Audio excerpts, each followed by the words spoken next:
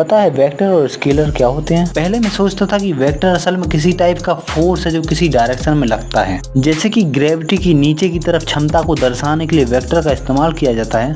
पर असल में ऐसा नहीं है। मान लो मैंने अपने घर से बालाजी मंदिर की तरफ जाने के लिए कई सारी टेढ़े मेढ़े रास्ते का इस्तेमाल किया और वहां पहुंचने के लिए कभी मेरी स्पीड स्लो थी तो कभी फास्ट, पर इससे फर्क नहीं पड़ता कि मेरी स्पीड क्या थी, बल्कि वेक्टर असल में मेरे घर से बालाजी मंदिर तक पहुंच जाने की जो एग्जैक्ट डिस्टेंस है और किस डायरेक्शन में वो डिस्टेंस असल में मैंने तय की है वही वेक्टर कहलाता है। पर उसमें से अगर हम डायरेक्शन को हटा के सिर्फ डिस्टेंस की बात करें तो वो एक स्केलर वैल्यू है। पर इसका इस्तेमाल हम ग्रेविटी को समझने के लिए कैसे कर सकते हैं? बहुत ही सिंपल है। जब आप किसी पत्थर को उठा के नीचे फेंकते हो तो मान लो वो 1 सेकंड के बाद 1 मीटर की दूरी तय करता है, तो अब जिस पोजीशन से आपने उसे फेंका था और अब वो जहाँ पहुंच चुका है वो एक वेक्टर कहलाएगा और जितनी दूरी उसने तय की है वो उसकी स्केलर